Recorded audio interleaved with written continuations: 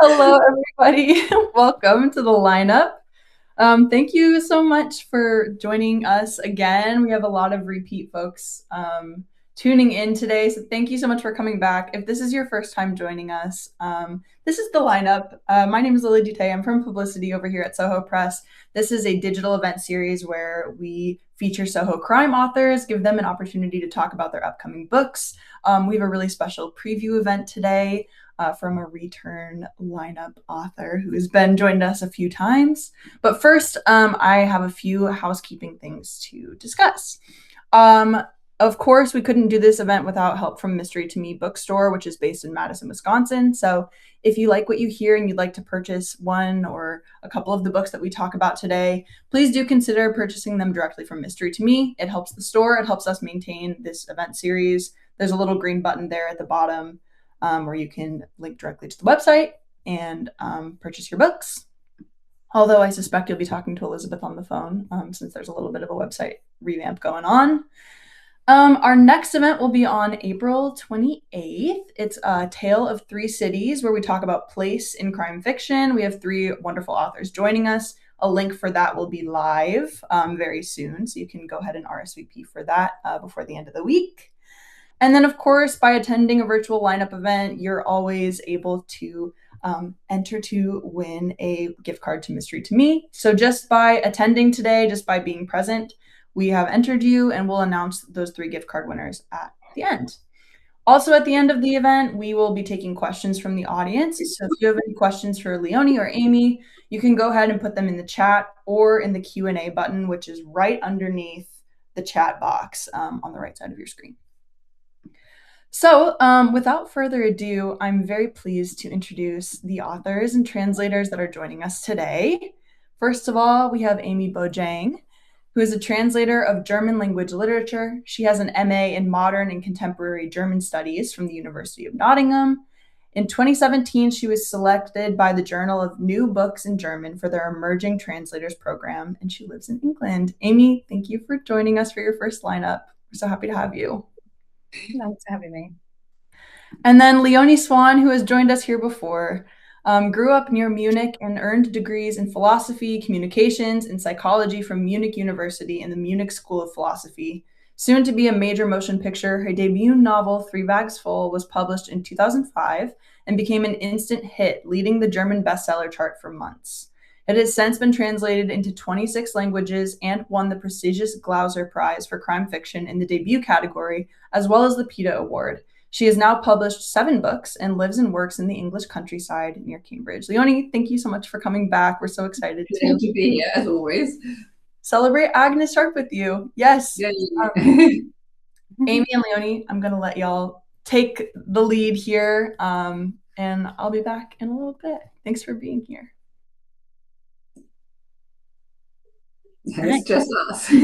Yeah. Hi, nice to see you. Yes, okay.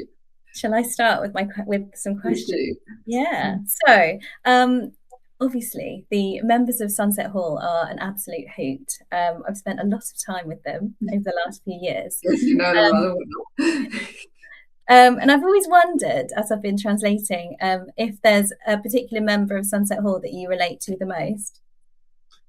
Of course, a bit of a mean question, because as you kind of connected to all your characters, and it's a bit like children, and it's very hard to make a call. But if you're hard pressed, you can only save 2, I suppose.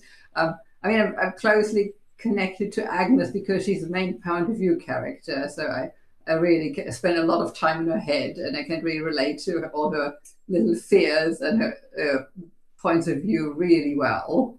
But I have a really soft spot for Edwina as well. She's like sort of the complete nutcase. I mean, they're all not entirely the most conservative people around, but Edwina's a complete nutcase, and she's just so random and so unpredictable, and has this childlike naivety. At the same time, he's rather callous about things as well, and quite practical. And obviously, she adores the tortoise. And it's really fun spending time with her because you can do almost anything. There's nothing Edwina wouldn't consider, no matter how off the wall and strange and ideas on approach, Edwina is up for it. So it's really good fun having her in the story and just watching her do weird and wonderful things. It's interesting that you said there, that you sort of watch Edwina doing weird and wonderful things. It makes me wonder how the plot process works. Are you the kind of author who has sort of post-it notes all over the place, like really structuring and you know exactly what's going to happen, or do you start with these characters and a location, and then it just sort of spontaneously happens from there? How does it all work? It's quite shocking. I mean, I start with almost nothing. I usually have some kind of idea for like a scene or a constellation of people in a certain dynamic, but it's really not much more than just that. Having, I don't know, 3 people in a room, I know, sheep finding a dead shepherd, just a little nucleus of a story, or the situation with Agnes Sharp having this body in the shed, and then just seeing how the house share reacts to this common issue. And I start with almost nothing, and by writing about it, I get to know the characters, and by writing about it, I learn more about the actual situation. I know it sounds a bit weird, because obviously at some level, I am the person who does make it up and who invents it and who comes up with the ideas, but it doesn't feel like that at all. It really feels like I'm a kind of spectator who has, this is really watching these people sort of develop and doing things. And of course, I steer them, but I feel it's not really a one-way street. It's not just me deciding what a person is going to do. It's also very much the character having an influence on my planning and on what I think they're capable of. It's quite magical, really, because it seems to come out of nowhere a lot of the time. Very often I start a scene and have no idea how it's going to end, or I have this idea mid-scene which sends in a completely different direction. For example, the last Agnes Sharp book, the one that's about to come out, I think 7th of April in the US,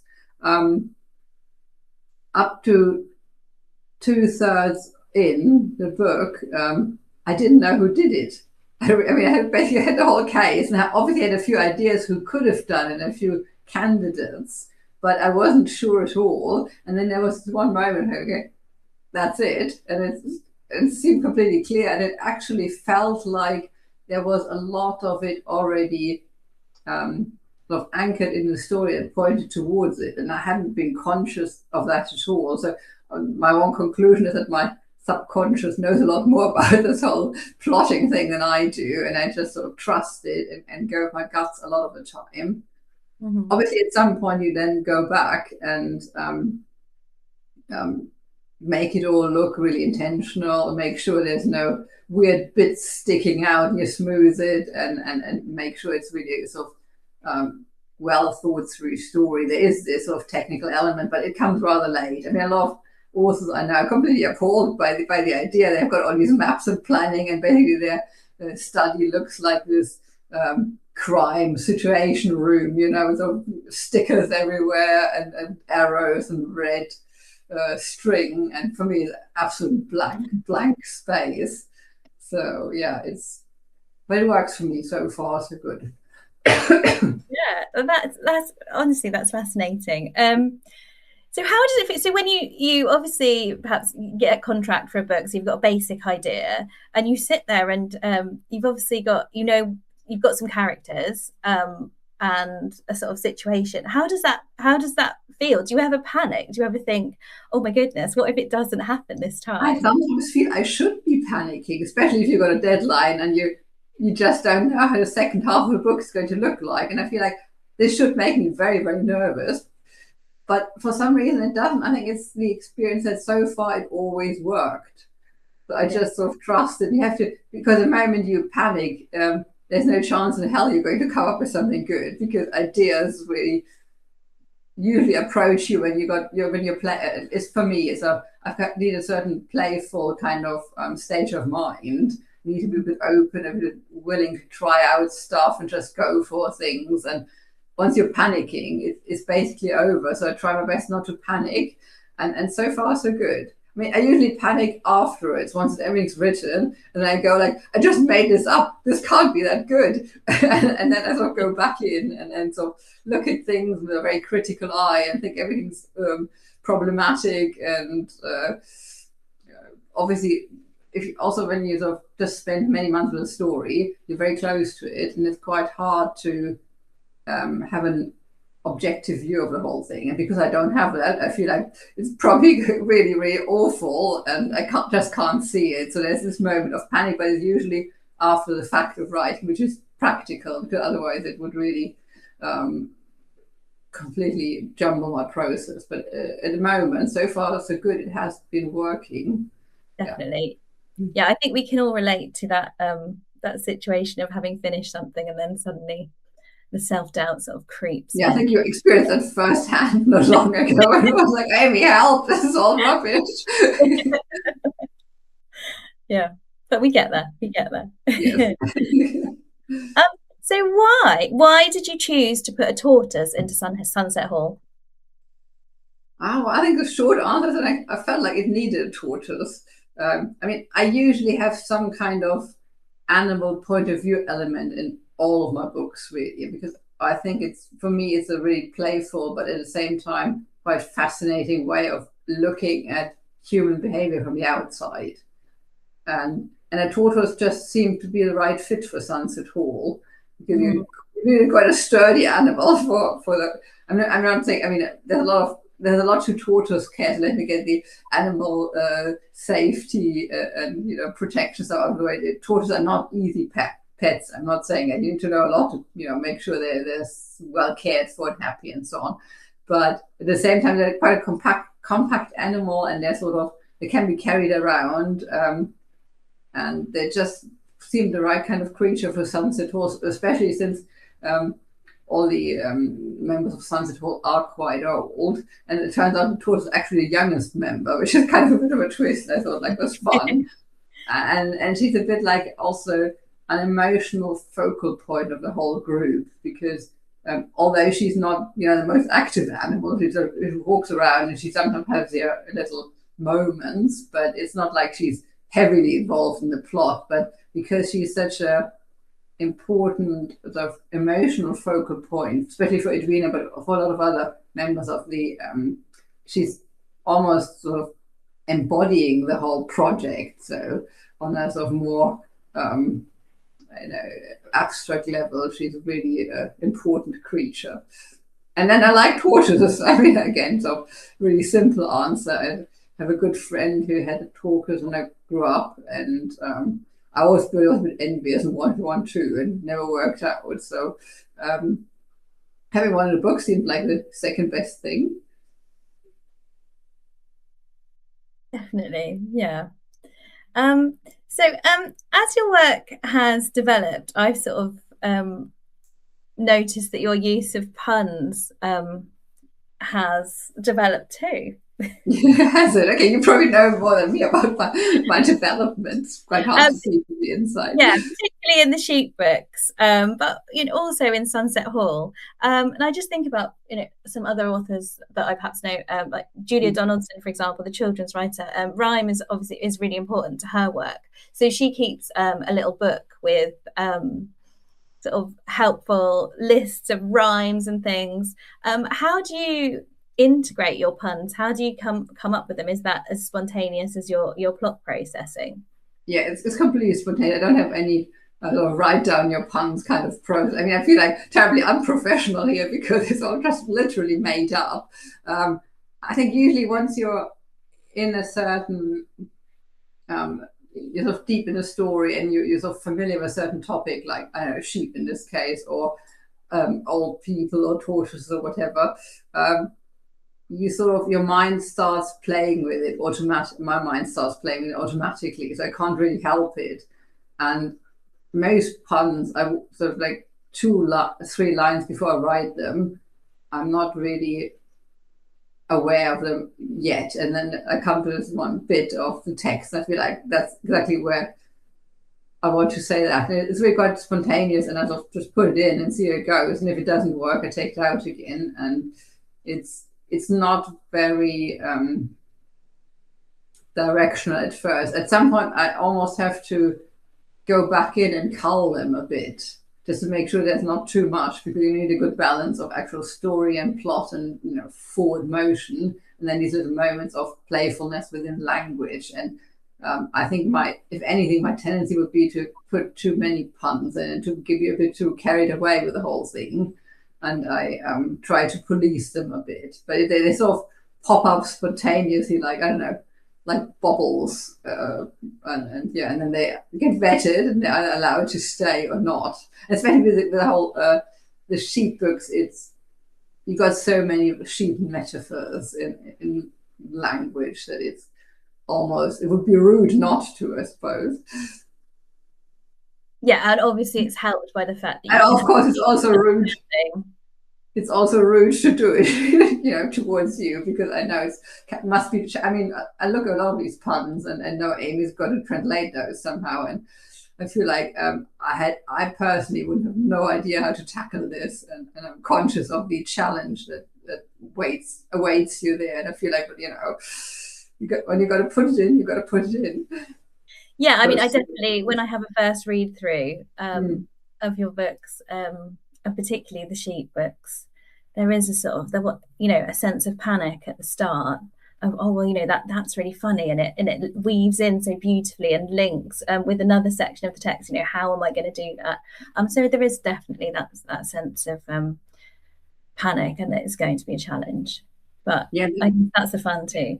That being said, from what I remember, maybe you lose something, but quite a lot of the time you also come up with new stuff, right? This could work and that could work, and that is stuff that you can't do in German, so I wouldn't have been able to use that. And sometimes I actually, when I'm writing, I'm very conscious of the possibilities of the English language. So I feel like, this would really be nice to have just this word now, and I can't use it because obviously the wrong language. So it's a balance and a mix. Yeah, I think ideally when I'm translating, I'd like for the puns to be in a similar place, so that the reader is sort of laughing in the same places. But that, as you've said, is not always possible. But I always feel quite pleased with myself when I can put something successful in somewhere else. And you also sometimes you get quite playful with it as well at some point. I feel like we could do this, we could do that, and just sort of adding a bit of another layer to it, which is nice. Yeah, you give me sort of free rein to be a bit more creative and play around with it. It's really nice. I was going to ask about it sort of because obviously it's must differ a lot from author to author. Is it sort of how do you decide how to approach some? Obviously, it's partly part of the text, but do you feel like certain texts give you more license to play than others, or do you just always try to be faithful? And in some cases, faithful means playful. And well, most of my work has been with you. I suppose. Yeah. So I haven't had sort of a huge amount of experience working directly with other authors as closely as I work with you. And often my other work has been sort of shorter samples. So authors then aren't perhaps as willing to engage with a translator. I mean, you've always been really open, even when we're at the sample stage. We started to work really collaboratively, and you wanted to sort of have input and be really involved in the translation process, which I really enjoy. But some authors, they don't really want to engage with questions, and they just think, right, well, there's the text, I've done that, so off you go and translate it. So I think it differs from author to author. I suppose it depends on how I mean, luckily I read and speak, and I'm quite experienced within the language, so I do have probably a better idea of the possibilities than some people get translated. So that helps. And I feel like a text I'm not very protective of the texts I produce. I don't feel like it has to be exactly like this because it's a God-given, form, and I need to protect it. I feel like it's always a work in progress, even if it's read by somebody else. Any reader will give it its own and a special twist in his mind or her mind, because it's not a fixed thing, a text for me, and it shouldn't be. So I'm really relaxed about changes, as long as they make the reading experience better, and as long as they're sort of in the spirit of the book. Yeah, I feel like, I'm very happy to experiment. Yeah, I know I can get quite serious and sort of fixated at sort of word and sentence level, and I'm sure a few times when I've been sort of worried about getting it right and representing your text accurately, you've just sort of said, it's meant to be fun. So I think obviously you should. I can say that I'm probably just blissfully ignorant some of the time, because I'm probably not aware of all the pitfalls that translating brings, because obviously you've trained for it and I haven't. So I'm probably a lot more relaxed because I don't know. I'm not too aware of all the stuff that can go wrong. And obviously your ambition would be to have just the most faithful possible translation, as you should.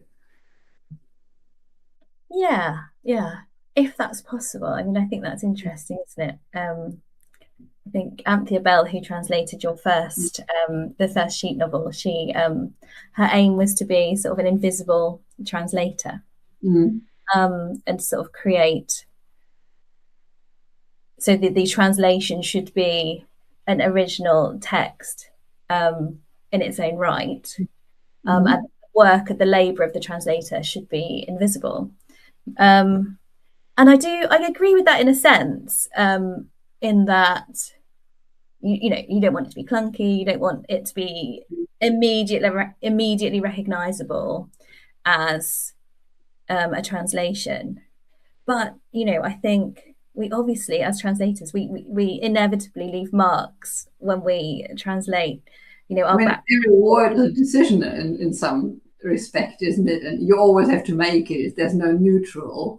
Yeah. So yeah, and our backgrounds will inform the words that are available to us, or the way that we put a sentence together. Anthea Bell, for example, completely different background. She was sort of Oxford educated, born 50 years before me. So when I was translating the second sheet book, thinking about it was quite a lot of pressure. Anthea Bell's amazing. Yeah, and you not only had to match the German text, but also the first part, which must be translated by someone else. It must have been quite a juggling act, really. Yes, yeah, but also just sort of saying to myself, well, no, you can't. You're not the same. You can't be the same translator. You have to approach this in your own way, but keep it consistent with sort of the word choices and whatnot. Yeah.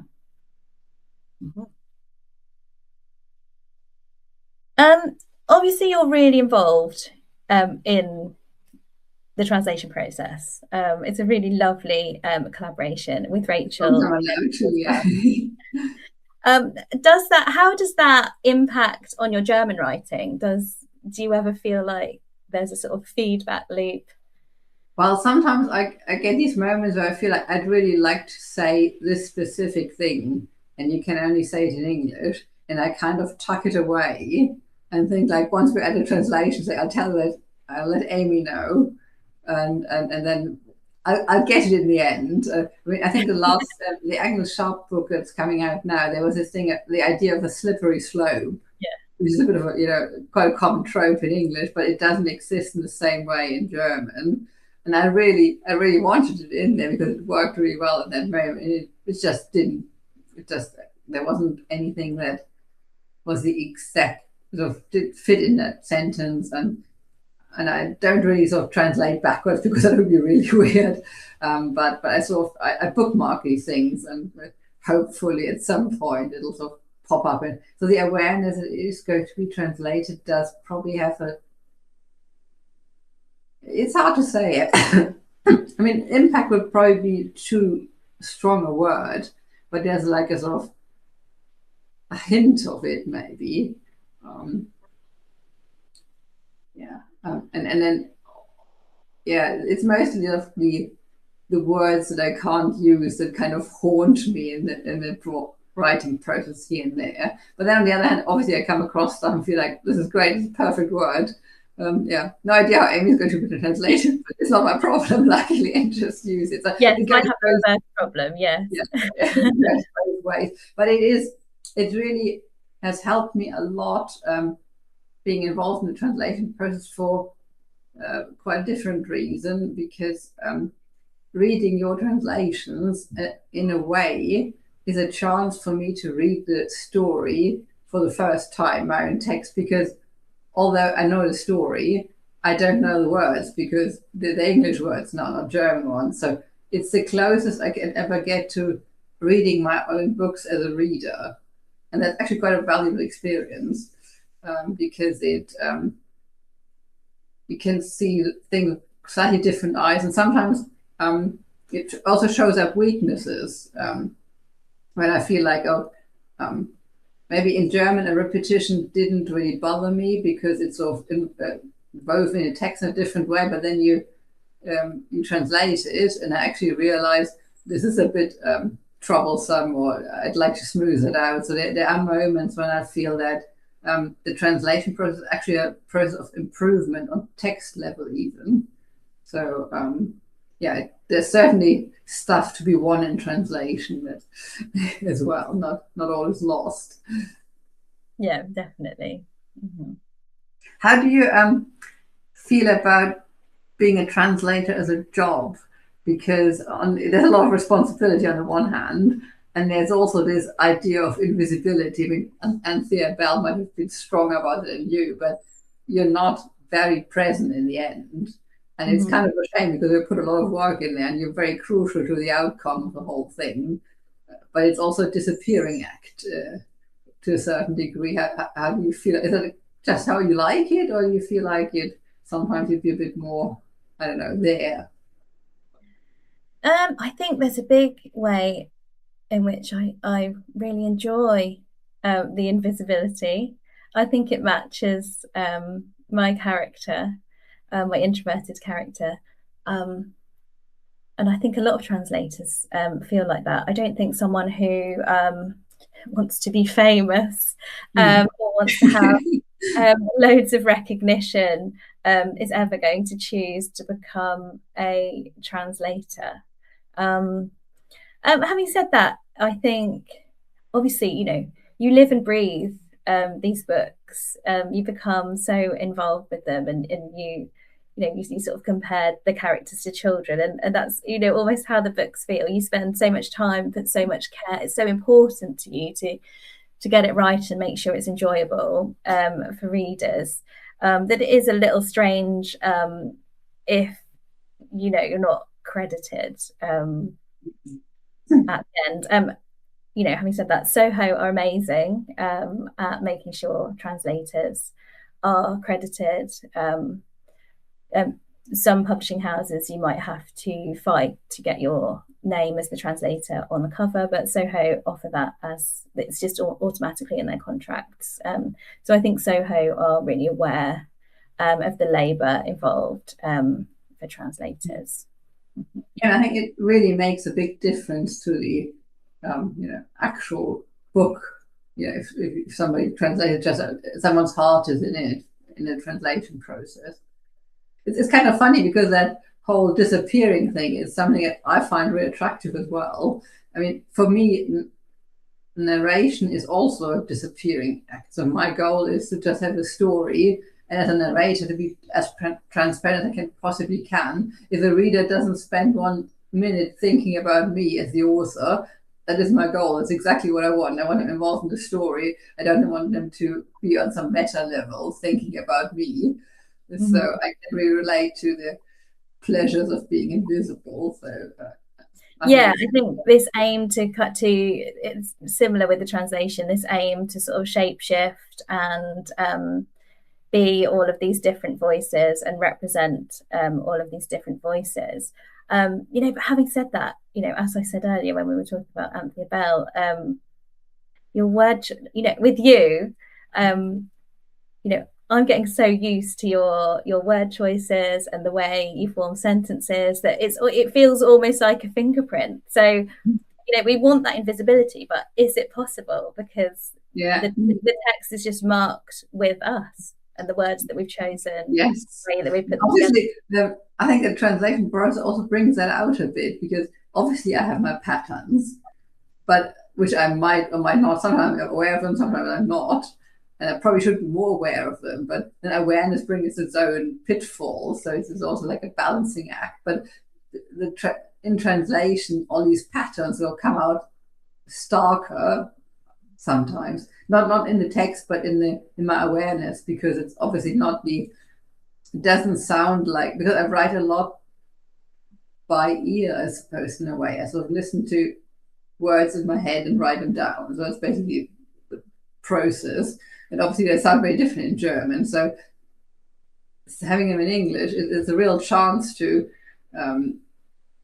look at patterns in a different way and just trying to recognize a bit more of them, because it's not all like melody, melody, melody, all is well, this sounds good kind of thing, but a real, it can bring home certain patterns, and that can help me to hopefully sort of use them in the right way and not get trapped in them.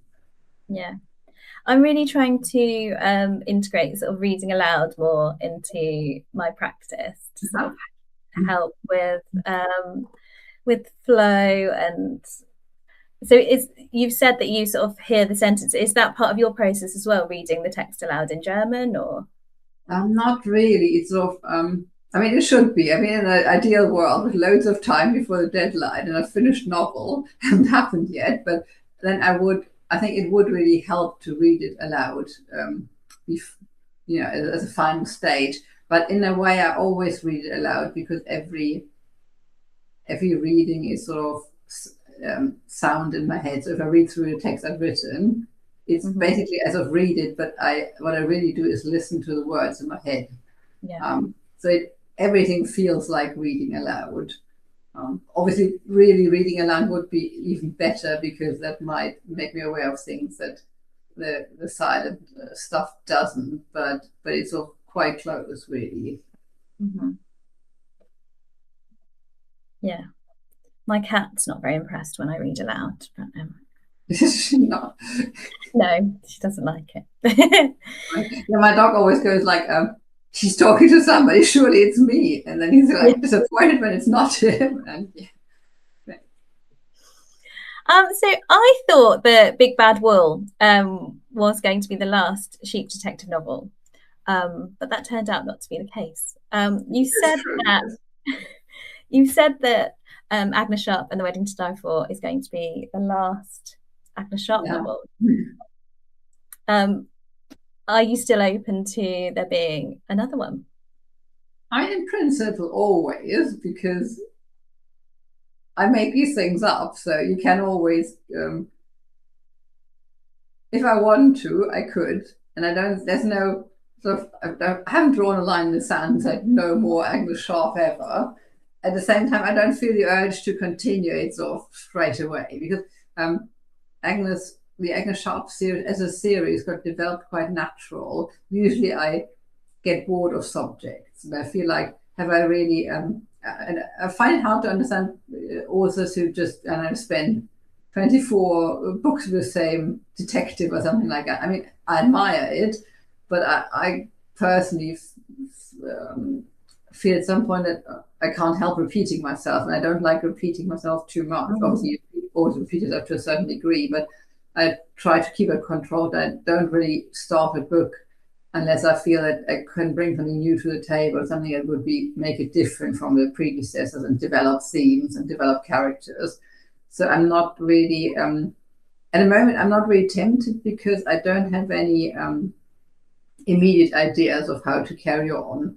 But who's to say what's going to happen in the future? Should I ever have a really convincing idea what to do with next with Agnes Sharp, then I wouldn't say no to it. It's not, it's a possibility, but right now it's not really a focus. Let's put it this way. And petitions can be sent to, I don't know, whoever. So how did it work? Sorry, How do you feel about it? Do you feel like it's sort of, oh, sorry. From a translator's point, would you like to have more Agnes Sharp, or do you feel like, does the question come from I'd like to do more with them, or is it more curiosity? It's curiosity, and quite a bit at the moment.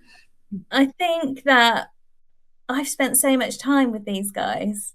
When I finished the last book, I sort of I had to be really slow when I was translating the last chapter, because it's a strange, it's like finishing any book or series that you're enjoying. You just feel like, oh, it's sad, it's sort of end of a little era that you're not going to be spending that time immersed with those characters. Yeah, and I get that. I mean, that's one of the reasons why I sort of started up with the sheep novels again. I mean, partly really because of the translation, because we worked on Garou, the Big Bad Wolf, Big Bad Wolf being a translation of Garou, and that sort of reminded me really strongly of the sheep, and I sort of just remembered all their little endearing quirks and how much I really liked them, and I felt like you can't just abandon them there. And obviously, the fact that there'd be a film, and there were a lot of things that seemed to be pointing in the right direction, but it wouldn't have happened if I hadn't had this inner wish to spend more time with them and just see what they do next. So, and the translation really helped with that, because it sort of made me look at them again in a certain way. And that could happen with Agnes Sharp. Yeah, why not? So obviously you've sort of just reached the end of writing the third sheep detective novel in German. How does that feel? Are you immediately thinking of new projects, new ideas, or do you need a really long break? Absolutely not. I feel like, I mean, especially since there's been a very tight deadline for that one, and to me, it's still the main emotion is surprise that I actually made it in time. That is, I'm pleasantly surprised with that, and I feel that right now I really have to sort of just relax a bit and recharge and come up with new ideas. And I'm not somebody who needs to be working all the time. Put it mildly, I'm quite comfortable with half a year spent more or less at leisure and not having any big project. Obviously, there's always something, and there's the whole publicity side of things, which I will have to pay some attention to right now. But I'm quite comfortable with just sitting there and waiting for the next idea.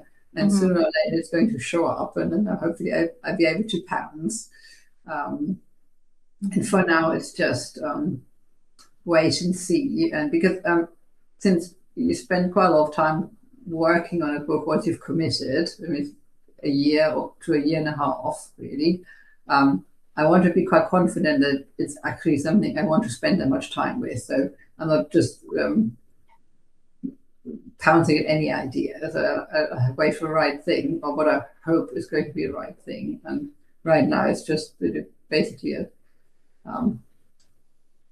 nice period of leisure and waiting for the next idea. I was going to ask you about your process of, you get a book and you have a deadline towards the end. How do you start? Do you just read it over and over again? Do you read other books in context? How much is preparation? How much is actual translation? And how do you do you do it chronologically or? Well, in terms of, it depends on the book. But in terms of preparation, I'll have a sort of fun read where I pretend that I'm I'm a reader. I'm just a reader. Honest. I'm not working on this. This is not work. I try to pretend I'm just reading for fun, and just enjoy the book so that I can sort of soak up the spirit of it all, and try to genuinely enjoy it, because I think that way I'm going to enjoy the translation more. And then I will, if it's a series, I will go back through the other series and start even if you translate them all, you really sort of reread all of them in detail.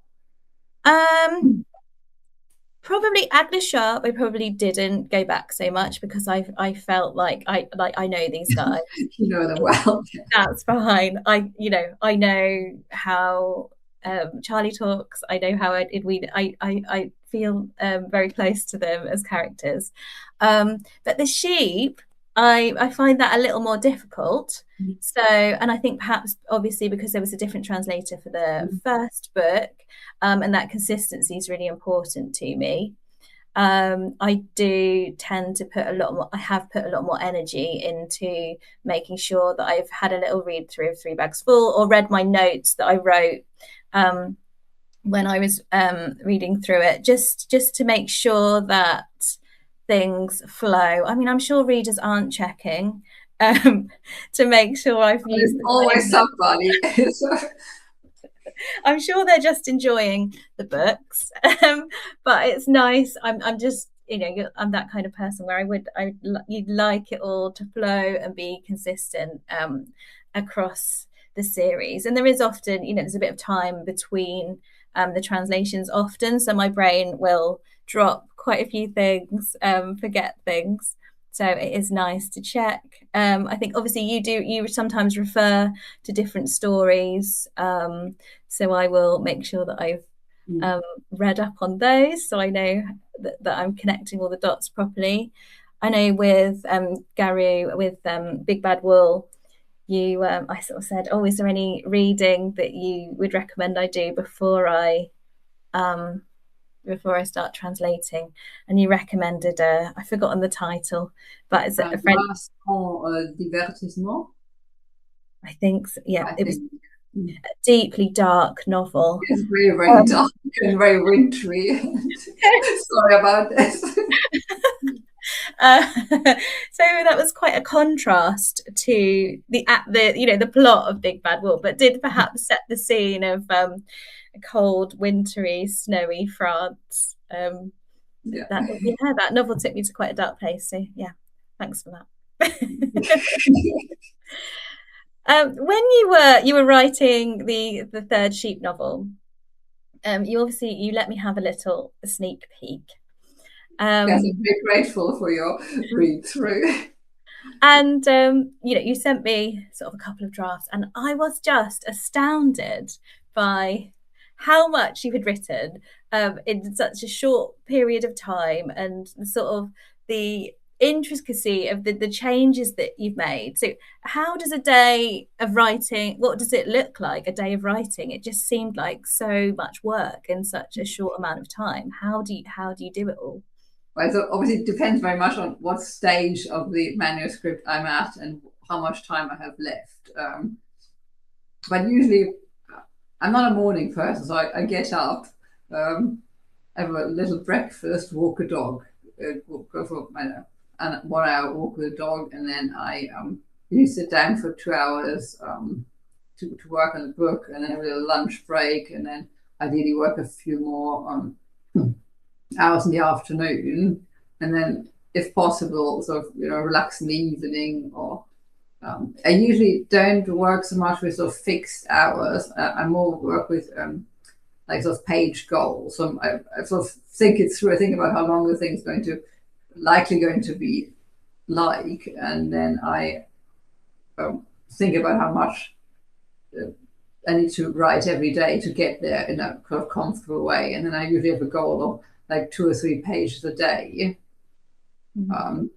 every day. And basically I sit down in the morning and start writing. And once I've reached, 2 or 3 pages, whatever the goal I set myself, I stop unless there's this, if in the middle of a scene and it's just flowing beautifully, I don't stop, but because it would be foolish to. But usually after writing like 2-3 pages, I'm actually worn out for the day, because it's not only the writing, it's also you have to look back, you have to look forward, you have to plan, and you have to make sure it also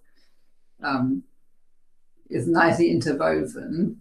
So usually once I feel like I've reached my goal, I veg out and do something else and try to recharge for the next day. Should I not get there in time, I will add the evening to it and be quite stubborn about it and just sort of stick with it until it's done. That being said, I usually have one buffer day a week where I don't have any new goals, just to catch up with stuff I didn't get done. Just have a little of a comfort zone. And then every 2 weeks or so, I will probably take a whole, like 2 days off, just because you get to, it's, I mean, it's surprisingly exhausting, because I feel like I want to sit there, type stuff and make stuff up, and it should be easy, and it feels easy a lot of the time, but it's also quite draining on some level. So I just sort of take some time out to do something else. I know, go into Cambridge, which all of a sudden becomes really, really exciting. With it's just the next biggest task. Usually no big deal going into Cambridge, but once I've been basically cloistering myself at home, because that's the other bit part of writing, is don't get distracted. Try not to, don't start any new books. Don't commit to any big project. Don't socialize too much, because it all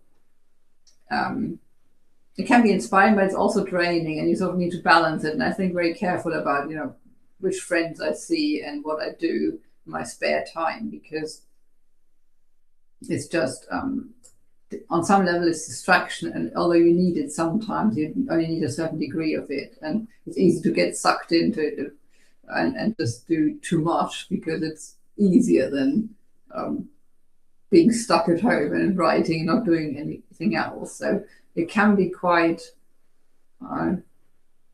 cloistered at the time, but I sort of get used to it, and I also almost get a bit reluctant to go out there in the big wide world and have to sort of ease myself back into things after I've finished. But that's sort of roughly my process. So it's just basically I think for a lot of people think that 2-3 pages are not a lot. I mean, I'm not talking book pages, I'm talking document pages, so it's a bit more than that. But still, I know a lot of, from what I've read from a lot of other writers, they're a lot more productive. I always feel like not terribly productive, but if you do it every day, it kind of sums up with more consistency for me. And the fact that I can control the whole process, because I know that if I do this every day, which is achievable, I finish a book on to a certain date, which seems unachievable if you sort of look forward and that I've got like 5 pages now, and I've got to have, 300 pages by the end of like 4 months. It's very daunting. But if you think about, I can actually do 2 pages a day, that seems a lot less stressful, at least for me. And so I just stick with it, and I'm stubborn about it, and it kind of works. This sounds like a really immersive experience. Yeah, but I can definitely relate to the work sort of perhaps looking easy from the outside as you're just sitting at your desk, but actually it ending up being surprisingly draining. It never feels hard. I'm lucky in that way, I suppose. I never sort of sit in front of a page and go like, I have no idea what to write. I've never had that. I can always come up with something. It might not be perfect, and I might have to go through it many times to make it exactly the way I want. And sometimes it's just what I want from the get-go. Sometimes I write and I feel like it's not quite what I want, and I go back and sort of polish it and smooth it and just work on it a lot. But I'm never there and feel like I have absolutely no idea. Something always happens. So far so good. I should probably be touching some wood and don't have anything, but yeah, so far so good. Yeah, I follow some authors on Instagram, and they sort of put reels up about their process.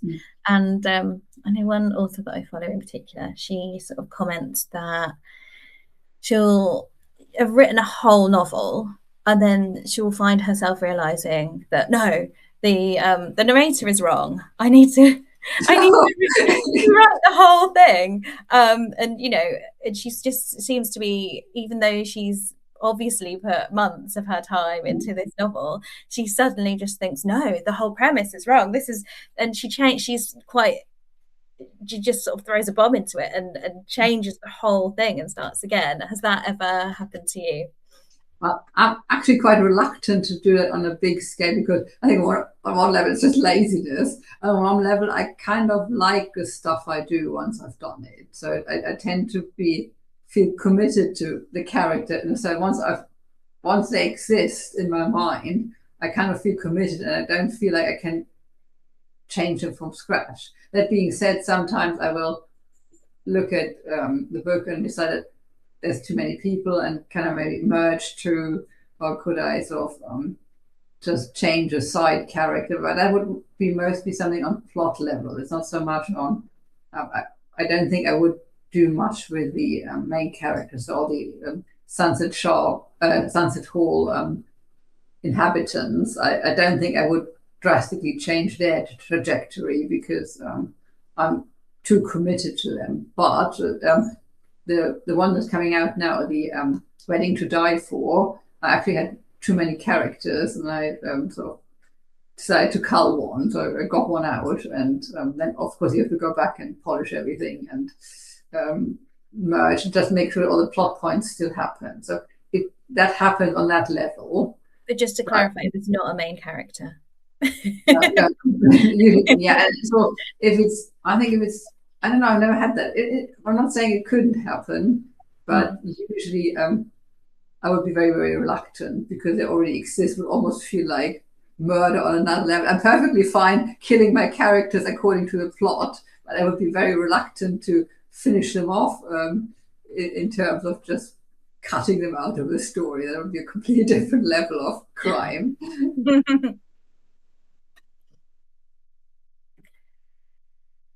I think we're about to go back to Lily, are we? I can see her hovering. There she is. Yes, I'm here. Thank you both. I mean, before we get into questions, which, by the way, if anybody has any questions for Leonie and Amy, please feel free to submit those. But I do just want to highlight how special this is. It's not often that we get to talk to both an author and their translator about the books. This has really been such an insightful and special experience. So thank you both for joining us today. I learned a lot about these books. I hope everybody else has too. From Linda, we have a question. For both, are you more comfortable talking about yourself, your writing, etc., or about your books and their content? I think for me it depends. I'm comfortable to talk about myself as an author or anything job related. I'm perfectly happy to describe my process as far as I can. I'm perfectly happy to talk about most aspects of a job, really. I'd be very reluctant to discuss, I don't know, my private life or where my last holiday was and anything else I feel like is not on a professional level. I feel like it's not super interesting. People would not be riveted to hear about that. And also it's just not what I feel like should be out there. Because it's, in the end of the day, I'm still working on this disappearing act thing, and I feel like it shouldn't really be about me. So I'm obviously talking about books as a kind of a very good position to be in. And I even feel like I don't really need to talk at all. If somebody reads the book and has a great time and has no question, has no interest in me whatsoever, it's kind of an ideal scenario. So I'm very comfortable with that too. Yeah, I would probably feel much more comfortable talking about the books. I mean, I would wonder if anyone would really be that interested in the other stuff going on, really, unless they, know me personally. And I think in my other life, I work as a teacher in a high school, so I think I've trained myself to keep things quite professional and keep my private life very private. I would imagine that would allow for a really nice division between work and life too, if you don't feel like you have to mix the two. Maybe in jobs that I would imagine don't allow you to shut off completely all the time, like you have to kind of be in charge of that.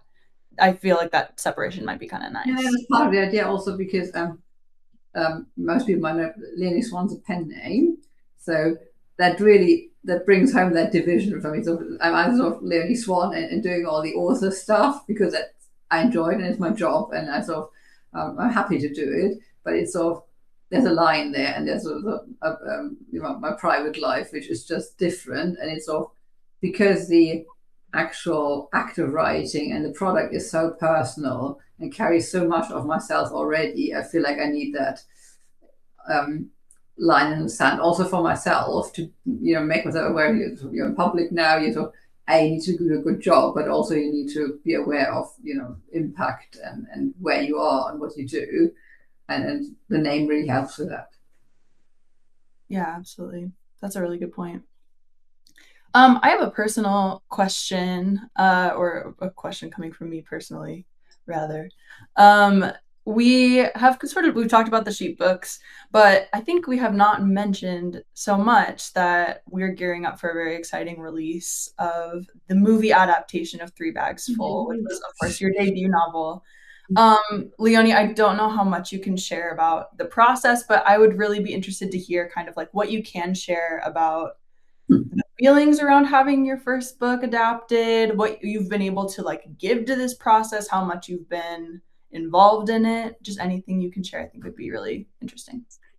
Well, on one level, I haven't been that involved. So they basically they bought the rights, and they are very free to do with them what they want, which on some levels is actually a relief, because I feel that there's an awful lot of if you've got a veto or if you're sort of really involved, there's a lot of responsibility there, because it's a massive project. I mean, so in terms of scale, this is beyond anything I've ever done, and I feel like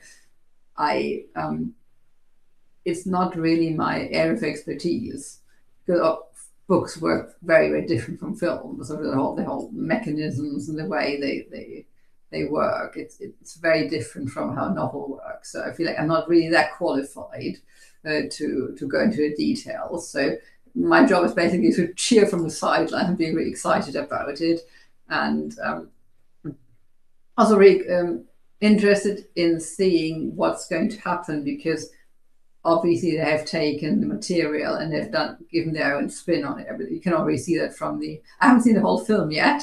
I'm hope to do so soon, but as of now, I don't know who the murderer is, because I think the plot has changed quite a bit. So it's going to be a really interesting and fun experience having my characters, or they're still my characters to a certain degree. Obviously, they've changed in the process of being sucked into a film. And so kind of experiences them for the first time. And I always feel that, I mean, it's very exciting and kind of surreal, because that's something that sort of started in your head is, going to be on screens all over the world seems an unlikely event, to put it mildly. And I think in a way I'm always cautious not to get too excited about it, because I've been waiting I mean, the whole process of the optioning it, and then the film rights, and until it's actually sort of taking shape, that takes a really long time. I mean, the actual novel was published 20 years ago, so it has been a while. So I kind of pace myself and try not to get too excited, because it's been so long and my excitement has kind of fizzled out in a way. But obviously it's going to be rekindled anytime I see the film, and I can't wait. And I think my hunch is that although it's going to be very different, my feeling is that they've done a really, really good job with it. So I'm very excited about it. Yeah, we are extremely excited about it. And I think that's something that we've been interested in too, is obviously Three Bags Full is an adult crime fiction novel. The movie is geared towards families. And so it'll be interesting to see how the adaptation looks. Yeah, very interesting. We've got a few more questions here. Thanks so much for everybody being so engaged. Another question from Linda. I think writers want to add something to the world or have an impact, and I believe that each reader reads a different book. What effect would you like to have on your readers? And Amy and Leonie, I think you can both answer this. I don't really so much believe in messages in books. I don't like I don't like, it's too strong a word. I think they have their place, and some books very clearly have a theme and they develop and they have a sort of a very strong message that they want to carry, which is perfectly fine and very, it's important. But the way I work, my sort of ideal is having a really good story. And I feel like if you're too heavy-handed with the message, it can sort of have an impact on how good your story is, because you've got a second agenda, which is bringing across a certain message, which I really try to avoid very much. At the same time, I feel that the mere process of having these kind of quirky and a bit out there characters, be it Sheep or the Sunset Hall guys, demands empathy from a reader, because they basically have to immerse themselves in a life that's not their own. And in case of Sheep, they're very different from the average reader. And I think that whole process of empathy is actually kind of a moral exercise in itself, because it sort of teaches you to change your point of view and to see the world from a different angle. And that whole not taking things for granted and looking at the world from different viewpoints, I think that's really important. It's probably getting more and more important in the way the world's going. Just being able to, leave your own stance and try out new thoughts. I think that is really important. And I feel or hope that that's something my books do encourage. So on that level, hopefully I'm hoping they will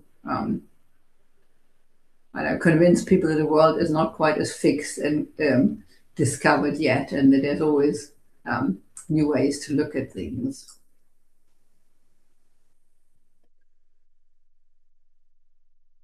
I love that.